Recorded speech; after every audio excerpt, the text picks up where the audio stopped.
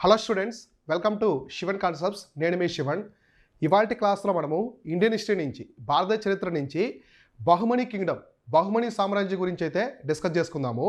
అసలు బహుమనీ సామ్రాజ్యం అనేది ఎలా ఏర్పడింది, అసలు ఎక్కడి నుంచి ఏర్పడింది, ఎవరు ఏర్పరిచారు, అది విజయనగర సామ్రాజ్యానికి ప్రత్యర్థి, ప్రధానమైనటువంటి స్ట్రాంగ్ ఎనిమీగా ఎలా ఎవల్యూషన్ అయింది, ఎటువంటి చక్రవర్తులు ఉన్నారు, వాళ్ళ కాలంలో జరిగినటువంటి సోషియో ఎకనామిక్ కండిషన్స్ అనమాట, సామాజిక ఆర్థిక పరిస్థితులు ఏమున్నాయి, ఎటువంటి ఆర్కిటెక్చర్ ఉంది, వాస్తుశిల్పం అనేది ఎలా ఉందనేది మనం డిస్కస్ చేసుకుందాము. కాబట్టి ఇవాళ మనం డిస్కస్ చేసుకునేది బహుమనీ కింగ్డమ్ అనమాట. బహుమనీ కింగ్డమ్ చాలా ఇంపార్టెంట్ ఫ్యాక్ట్స్ ఉంటాయి ఎగ్జామినేషన్ కోసం, మీకు ప్రతి ఒక్కటి నీట్గా అర్థమయ్యేలాగా చూద్దాము. కాబట్టి ఏ సామ్రాజ్యము? బహుమనీ. బహుమనీ సామ్రాజ్యం. ప్రతి ఒక్క అంశం కూడా మీకు తెలుగు ఇంగ్లీష్ మీడియంలో నీట్గా అర్థమయ్యేలాగా చెప్తాను.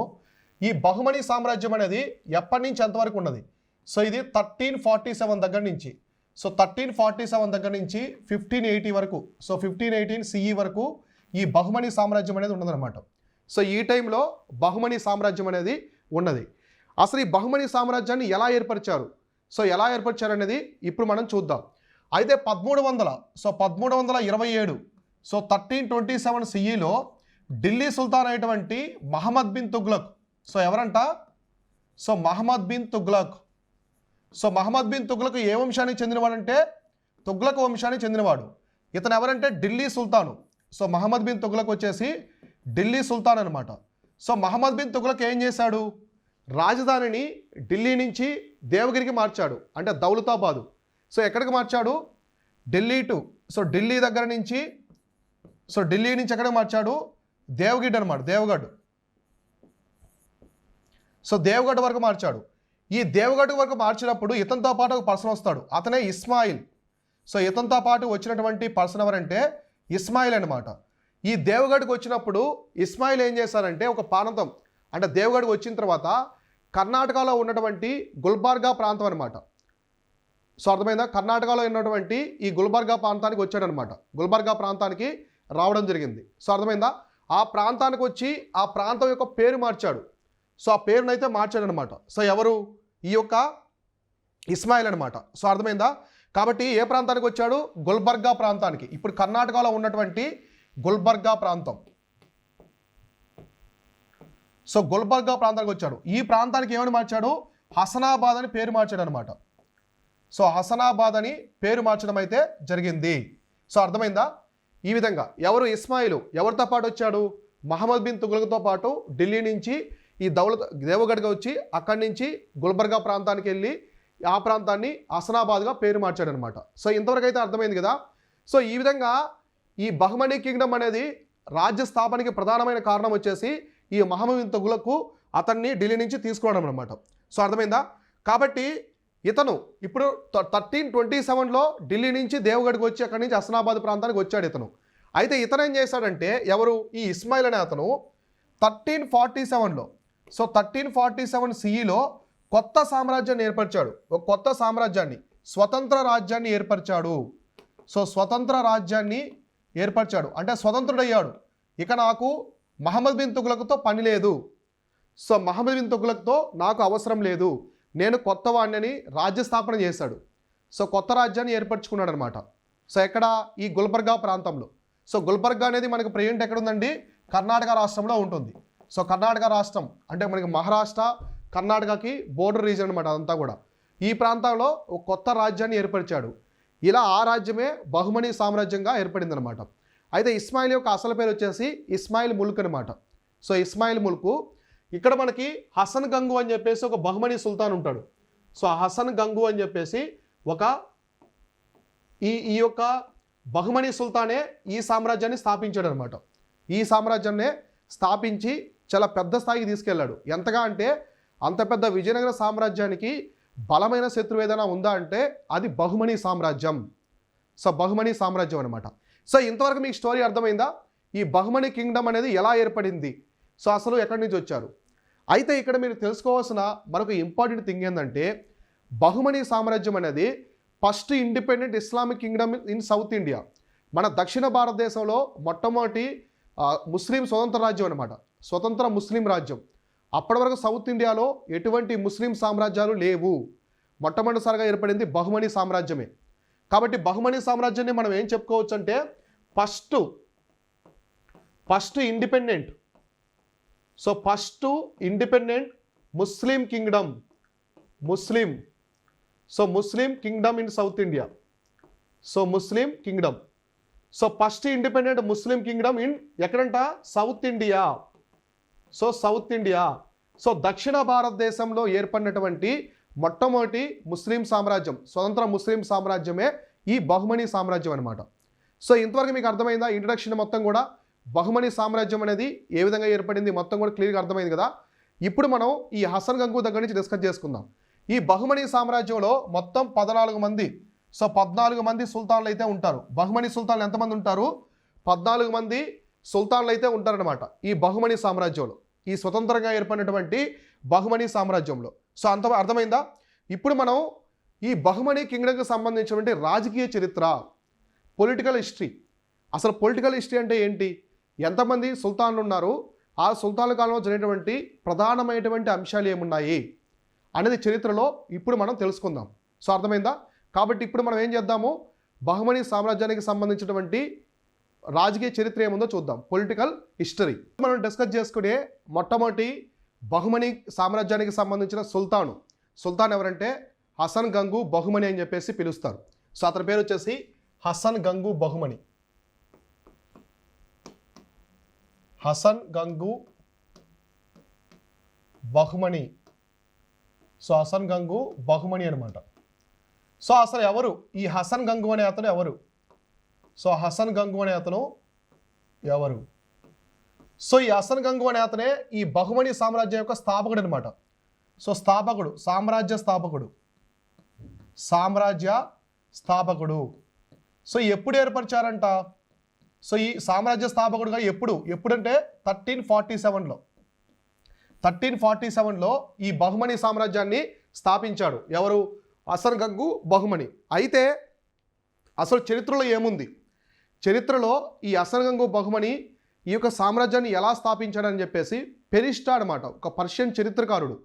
ఫెరిష్టా అని చెప్పేసి ఒక పర్షియన్ చరిత్రకారుడు ఉంటాడు, ఫెరిష్టా. సో ఫెరిష్టా అని చెప్పేసి ఇతను హిస్టోరియన్, పర్షియా హిస్టోరియన్, అంటే పర్షియా చరిత్రకారుడు అనమాట. సో ఇతను ఏం చెప్పాడంటే, ఇతను గంగు అని చెప్పేసి ఒక బ్రాహ్మణుడు. సో గంగు అనే ఒక బ్రాహ్మణుడి దగ్గర ఈ హసన్ బహుమని అనే అతను ఉన్నాడనమాట శిష్యుడిగా. సో అందువల్ల అతని పేరుకి హసన్ అనే అతను తన గురువు అయినటువంటి గంగు యొక్క పేరుని తన పెట్టుకున్నాడు. సో అతని యొక్క ఆశీస్సులతోనే ఈ బహుమనీ సామ్రాజ్యాన్ని స్థాపించాడు అని ఎవరు చెప్పారంట? ఈ యొక్క ఫెరిష్టా చెప్పాడంట. కాబట్టి ఇక్కడ ఏంటి ఇంపార్టెంట్, ఈ గంగు అనే బ్రాహ్మణుని యొక్క శిష్యుడే ఈ హసన్ అనమాట అని చెప్పేసి ఫెరిష్టా చెప్పడం జరిగింది. కాబట్టి గంగు అనే అతను ఎవరు? బ్రాహ్మణుడు. సో గంగు అనే అతను బ్రాహ్మణుడు అనమాట. అతని ఆశీస్సులతో హసన్ అనే అతను ఈ సామ్రాజ్యాన్ని స్థాపించాడు 1347 అని చెప్పడం జరిగింది. అయితే వీళ్ళ యొక్క రాజధాని సరే స్థాపించారు. మొట్టమొదటి రాజధాని వచ్చేసి గుల్బార్గా. సో కర్ణాటకలో ఉన్నటువంటి గుల్బార్గా అనమాట. సో గుల్బార్గా వచ్చేసి ఫస్ట్ క్యాపిటల్, గుర్తుపెట్టుకోండి, ఫస్ట్ రాజధాని. సో ఫస్ట్ రాజధాని వచ్చేసి గుల్బార్గా అనమాట. సో అర్థమైందా? కాబట్టి ఈయన గుల్బార్గాని రాజధానిగా చేసుకొని సామ్రాజ్యాన్ని స్థాపించాడు. కాబట్టి గుల్బార్గా ప్రాంతం నుంచే హసన్ గంగు బహుమని సామ్రాజ్యాన్ని పరిపాలించేవాడు. సో అర్థమైందా? తర్వాత ఇంకొక రాజధాని, రెండవ రాజధాని వచ్చేసి బీదర్. సో బీదర్ అనేది బహుమనీ సామ్రాజ్యంలో రెండవ రాజధాని, సెకండ్ క్యాపిటల్. సో రెండవ రాజధాని వచ్చేసి ఏంటంట? బీదర్ అనమాట. కాబట్టి బహుమనీ సామ్రాజ్యం యొక్క మొట్టమొదటి రాజధాని గుల్బార్గా, రెండవ రాజధాని వచ్చేసి బీదర్ అనమాట. సో ఇంతవరకు మీకు క్లియర్ కదా? ఈ బీదర్నే హసనాబాద్గా కూడా మనం అప్పట్లో ఈ గుల్బార్గా ప్రాంతాన్ని హసనాబాద్గా పేరు మార్చి రాజ్యస్థాపన చేశాడనమాట. అయితే ఈ సామ్రాజ్యంలో ప్రధానంగా మనం చూసుకుంటే ఈ సామ్రాజ్యంలో అల్లావుద్దీన్ ఈ హసన్ అనే అతను మనకి మొదటి హరిరాయిని ఓడించి రాయచూరు అంతర్వేదిని ఆక్రమించుకుంటాడు. అంటే ఇప్పుడు విజయనగర సామ్రాజ్యం, బహుమనులకి అతి స్ట్రాంగెస్ట్ ఎనిమి ఏముంది? విజయనగర సామ్రాజ్యం.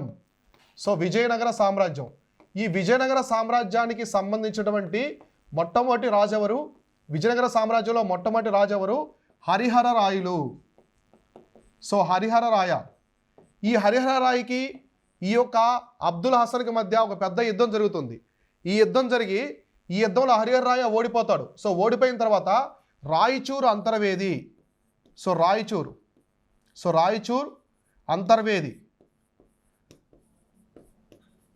రాయచూర్ అంతర్వేదిని ఆక్రమించుకుంటారనమాట. సో దోబ్ అనమాట. అసలు బహుమని సామ్రాజ్యానికి విజయనగర సామ్రాజ్యానికి మధ్య యుద్ధాలు జరగడానికి ప్రధానమైన కారణం వచ్చేసి దోబ్. సో దోబ్ అంటారు. సో ఏంటి దోబ్ అంటే ఇంగ్లీష్లో? సో దోబ్ అంటే ల్యాండ్ బిట్వీన్ 2 రివర్స్ అనమాట. ఇదొక రివరు, ఈ 2 రివర్ల మధ్య ఉండే ల్యాండ్ అనమాట. సో ఈ ల్యాండ్ అనేది అప్పట్లో చాలా సారవంతంగా ఉంటుంది, చాలా సారవంతంగా ఉండేది. ఎందుకంటే 2 నదుల మధ్య ఉండే ప్రాంతం అనేది చాలా ఫెర్టిలిటీ అనమాట. ఫెర్టిల్ అంటే సారవంతంగా ఉంటుంది, పంటలు బాగా పండుతాయి. అందువల్ల రాయచూరు అంతర్వేది దగ్గర ఉన్నటువంటి ఈ యొక్క భూమి కోసమే అప్పట్లో హరిహర రాయలు ఆయన అబ్దుల్ హసన్ మధ్య, అల్లావుద్దీన్ హసన్ మధ్య యుద్ధాలు జరిగి ఇక్కడ బహుమని రాజు గెలిచి ఆ ప్రాంతాన్ని ఆక్రమించుకున్నాడు. సో ఇంతవరకు అర్థమైందా? ఇలా మొట్టమొదటి రాజు అయినటువంటి హసన్ గంగు బహుమని మనకు కనిపిస్తాడనమాట. సో ఇతని తర్వాత వచ్చేటువంటి వ్యక్తి ఎవరు? ఇతని తర్వాత వచ్చేటువంటి వ్యక్తి వచ్చేసి మహమ్మద్ షా 1 అనమాట. సో మహమ్మద్ షా 1. సో తర్వాత ఇతని తర్వాత వచ్చినటువంటి వ్యక్తి మొదటి మహమ్మద్ షా.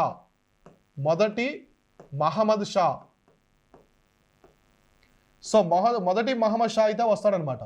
ఈ మొదటి మహమ్మద్ షా 1 ఇతను గుల్బర్గా ప్రాంతంలో బడే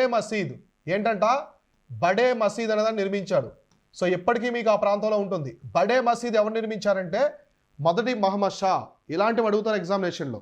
ఎక్కడ నిర్మించాడయ్యా అంటే గుల్బర్గా. సో గుల్బర్గా కర్ణాటక, వీళ్ళ రాజధాని గుల్బర్గా ప్రాంతంలో బడే మసీద్ అనేదాన్ని నిర్మించాడు. అలానే ఈయన యొక్క ఆస్థానంలో 8 మంది మంత్రులు కూడా ఉంటారు. మంత్రిమండలి 8 మంది ఉంటారు. సో కాబట్టి ఏ యొక్క బహుమని సుల్తాన్ యొక్క ఆస్థానంలో 8 మంది మంత్రులు ఉన్నారంటే అది మొదటి మహమ్మద్ షా.